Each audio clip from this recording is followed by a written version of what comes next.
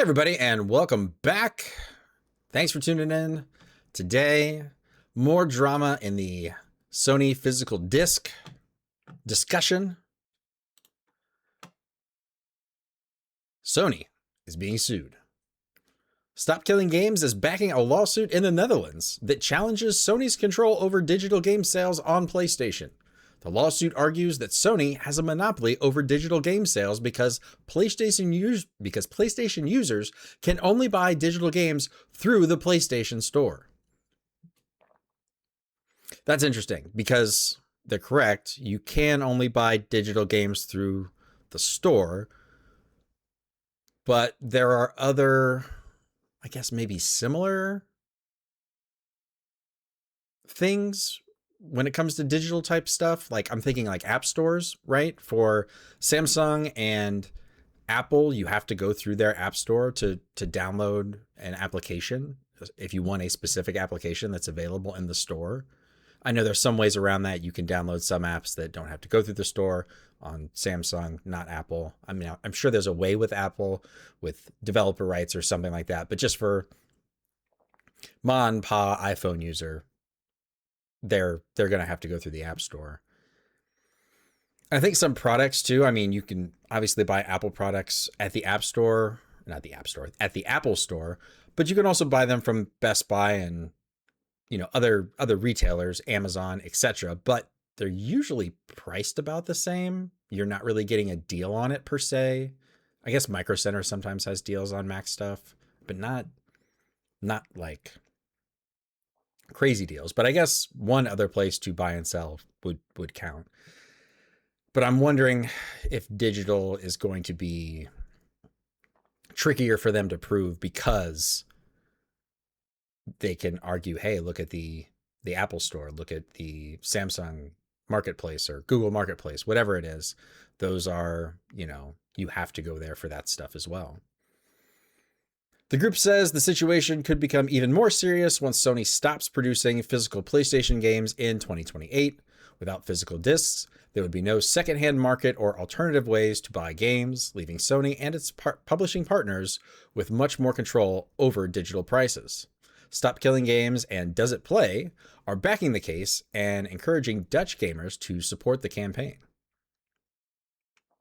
Interesting. So that's the rest of the logo if you want to look at it, or the images. So there's also a video that we'll go over.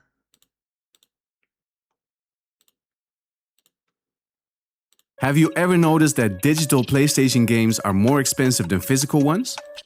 So that, to my knowledge, at least in the United States, is not a thing, but it seems like it is a thing in the Netherlands. Pretty weird, right? You'd expect digital games to be cheaper. You would expect digital games to be cheaper. There's no manufacturing cost. There's no shipping cost. There's no storage cost. Logistically, I'm not sure how that works, but I'm sure there's a cost for that, taking up space. So what's going on? Sony has a monopoly on digital game sales on PlayStation. Your PlayStation is designed so you can only buy digital games through Sony's own store. So this is where I go back to like the Apple App Store or the Google Marketplace or Google Store, whatever, on like a Samsung or a Pixel. An Android device is what I'm trying to say. You're pretty much beholden to them. Isn't this the same thing? I'm assuming that's what the lawyers are going to argue. I don't see how they can argue around the price hike if it's really is that much more expensive. And once Sony stops selling physical games in 2028, you won't have any choice at all. That's how Sony shuts out the competition, and you end up paying way more. On average, up to 47%. Whoa, 47%? Oh my goodness, that's insane.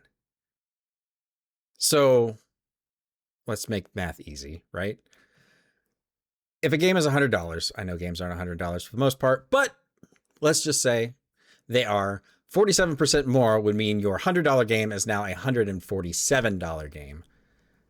So even if you take that down to like $50, you're looking at an extra $23.50. That sounds ridiculous. There's no way that would fly, or the way that should fly here. I mean, I don't think it does in the States, I mean. It's basically a Sony tax. And that's clearly against the law. Look, of course, Sony is allowed to make money, but I don't understand how they don't already have some sort of system set up where they're at to prevent stuff like this, because we're not experiencing that here. So how, I don't know, government regulations or how they do different, you know, pricing in different countries, I have no clue on, but it seems odd that they would even be allowed to do that when, you know, someone could easily just look up a price online and say, wait, we're getting screwed here. Like, we're getting taken advantage of. Why aren't we doing something about this? Has to play fair. That's why we're taking legal action for fair game prices, without the Sony tax and with real alternatives to Sony's digital store. We're also demanding that Sony repay the money it unfairly made from Dutch gamers. Wow, so they want money back too. I mean, that's a whole class action lawsuit. That was specific to Dutch gamers. And Dutch gamers can help by signing up on our website. Together, we can create a fair PlayStation. So it is very much a class action lawsuit. I don't know if that's what that's called in the Netherlands, but it's definitely what it is. All right, let's look real quick and see where else there are lawsuits against Sony.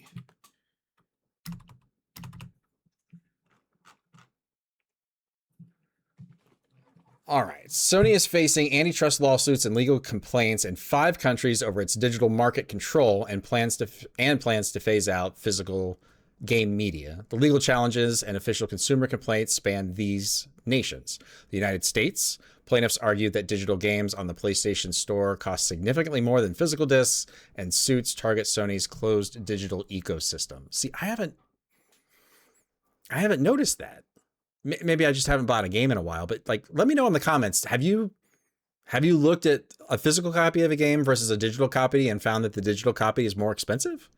In the United States, I mean. Outside the United States, please let me know too. I'm curious. That sounds, I don't know. I feel like I would have caught that, but maybe I'm just not looking, and that's what they're counting on, right? Other places, the United Kingdom, consumer and antitrust claims challenge Sony's digital marketplace monopoly and 30% platform commission. So they're making bank there. The Netherlands, backed by groups like consumer class actions, legal actions challenge unfair pricing and market lock-in. So that's what we just went over. Portugal, antitrust filings target restricted digital competition and consumer choice. And Mexico, lawmakers and consumer advocates filed formal complaints with antitrust authorities over the planned phase-out of physical game discs. So you've got 3 countries in Europe and 2 countries in North America, 2 big countries in North America that have complaints about this. I mean, it seems big enough that it could potentially end up in the courts. I don't know how this kind of thing goes. I mean, we've seen with the Warner Brothers Paramount deal that's going to the courts because attorney generals are up in arms about it. I don't know that this is going to have as much pull, but you know what? If you were to write your attorney general and voice your concerns, I think that would at least maybe get it on their radar. So something to think about. Tell me what you think below. Do you think that Sony has a monopoly going all digital, or do they not really have a monopoly? Or is it a monopoly in the sense of like the Apple Store being a monopoly, or the marketplace on Android for Pixel or Samsung or whatever flavor of Android you have? So let me know your thoughts below. Like, comment, subscribe. I read all the comments. Thanks so much for coming out. I appreciate it, and I will catch you all on the next one.